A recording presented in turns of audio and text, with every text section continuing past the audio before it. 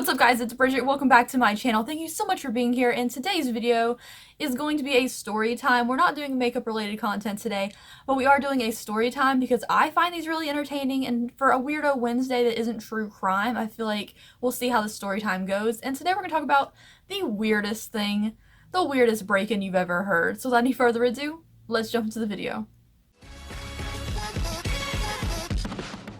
Alright guys, before we get started, if you want to subscribe, I'd really appreciate it. Thank you guys so much. And now let's get into the story time. This story takes place about 3 or 4, maybe even 4.5 years ago. I would say about 3 or 4 years ago though, because I don't know exactly when this took place.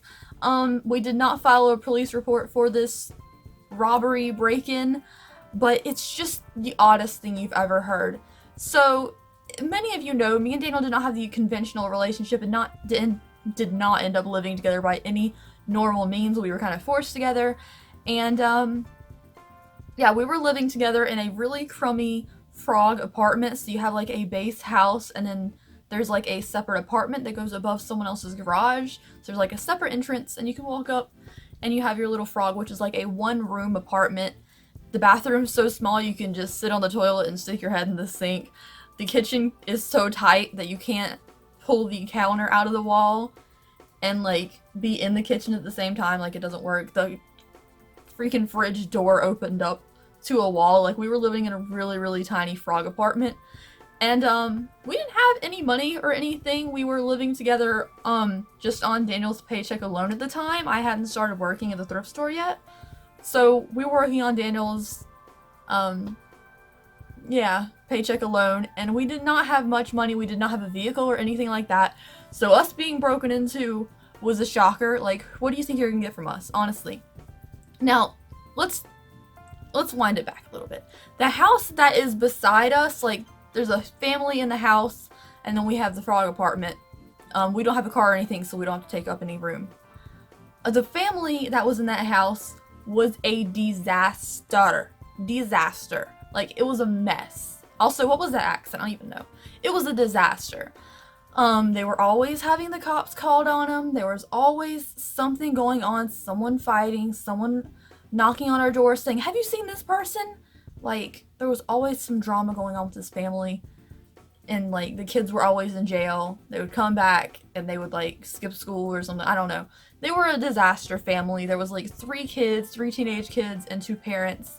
And I don't think any of the parents worked. I think they just stayed there and caused drama. But anyways, we were living in a little frog apartment above some horrible family's home. They were renting it, so it's not like it was their house technically, because people did come in and out after them. But at the time, there was this really weird family that was always in some kind of drama or in conflict with the law. And at the time, since Daniel and I were pushed together, living in one space, like, there was no doors in the apartment, we couldn't stay away from each other, and we were forced in a really bad situation. Daniel and I fought a lot at the beginning of our relationship, just because it was a lot of tension, like, really weird situation. And on this particular day of this break-in, we had been fighting. Daniel and I had been fighting, and we were loud. I was yelled at, and we yelled at each other. It was a loud argument, so I know the people in the house next to us heard us arguing, but at one point we calmed down and we decided to go get something to eat for lunch, and we had just got enough money to take $10 and go down to the street to cook out to get lunch. And since we didn't have a vehicle or anything, we didn't have money for a vehicle at the time, we started to walk down the road.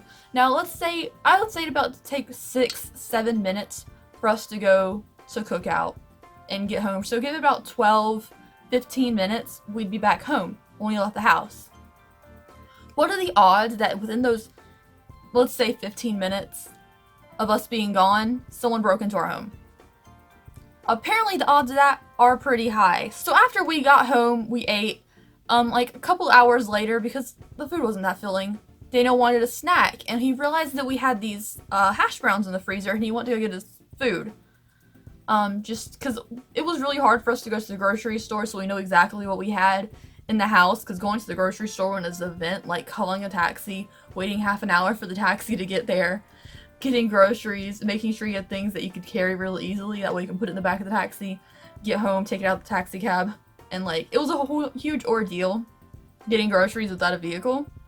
So we knew what we had in the house all the time. So we knew when we went to lunch that later in the day we'd have to eat something at home because we couldn't go anywhere to get something else.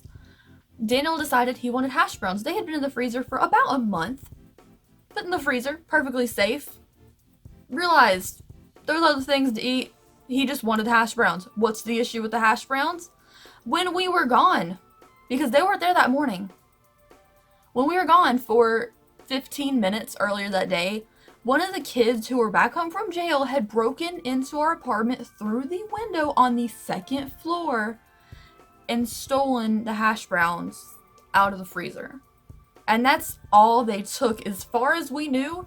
And honestly, I don't even know how we realized that day that they were missing, because they had been there forever. And of all the things, like, we didn't have much money, but Daniel still had computers and stuff. He's a very techie guy. We had 2 full-blown computers with monitors and stuff, and like electronics and stuff all in the apartment.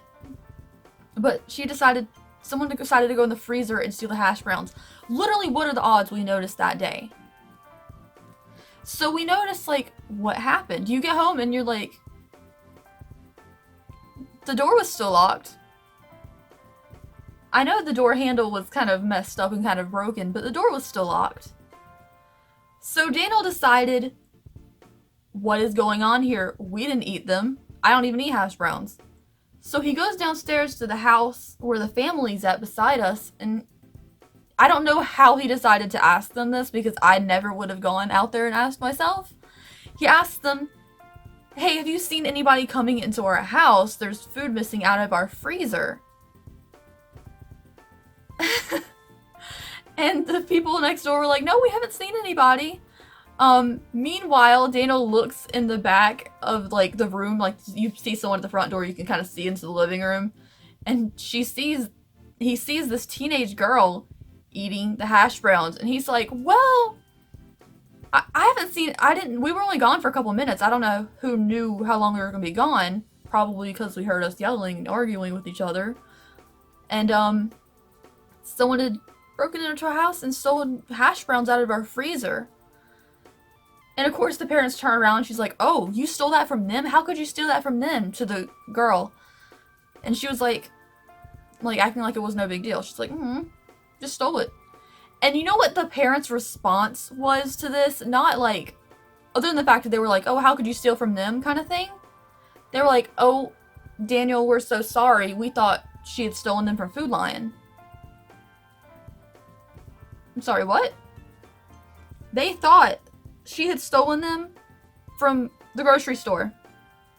Is that not bad too? You were fine with this child who has been in and out of jail constantly stealing food from the grocery store? Like, yeah, it's really bad to steal from your neighbors, but you were still fine with her stealing it from the grocery store. Even though you're always complaining about how she's always in trouble and needs to do better and stuff, you were fine with her just sitting back there eating a whole box of hash browns she'd stolen from the grocery store. Like, out of all the things you could have stolen from us, why did you steal hash browns? Like, steal a frozen pizza. Go for it. Like, I don't even know how we noticed that same day. That's so weird, because it was in the freezer forever. And how she knew we wouldn't be back by the time she got out of our apartment. Like, was she on a mission for hash browns or something? I don't know. Because no one knew how long we were going to be gone. We could have went out down the street and walked back. Like, we could have been gone for 3 minutes. Who knows? We could have walked down to the 7-Eleven and been gone for like 5 minutes. How did she know the minute we closed that door, the moment we were out of line of sight, to get into our house through the 2nd floor window, mind you, and not steal any electronics, not steal any money, not that we had any, not steal anything like that, but to steal hash browns out of the freezer? And you had to climb on the roof to get into our apartment because our door was still locked. You climbed because the house was conjoined, so you could see the garage roof here where our window would be on top of the garage. And over here there was the window from the house, like the bathroom window for the house. And there was like a little ledge in between connecting the house to the garage. And apparently she scaled that to and fro to steal hash browns out of a freezer. We didn't call the police. They offered to pay for the hash browns, and at that point we were just like, no, just please leave us alone. Please don't let her near our house again. And why is it okay for her to steal from the grocery store? I don't know. Anyways, you guys, yeah. Most people live this life of like nice luxurious stuff on YouTube, and they're like, oh, we have this beautiful neighborhood. Look at my marble countertops. We're over here like, yeah, our neighbors steal food out of our freezer. Anyways, thank you guys so much for watching today's video. Honestly, I'm glad we're out of that house. I'm glad they're out of that house. This was not the last incident with these people that lived beside us. Like, they got kicked out for not paying 3 months rent in a row. And then when the electricity got cut off on them, they were still living in the house. Like, even though they changed the locks, they found a way through, like, a loose window or something. We're still living in the house in the dark for, like, weeks. It was so strange. Anyways, thank you guys so much for watching. I will see you in the next video. I'll put videos every single freaking day. If you want more story times from me, let me know. I just still can't believe that story. It's been years, and I'm just like, out of all the things you could steal, and out of all the days we would notice. Anyways, thank you guys. I'll see you tomorrow. Bye.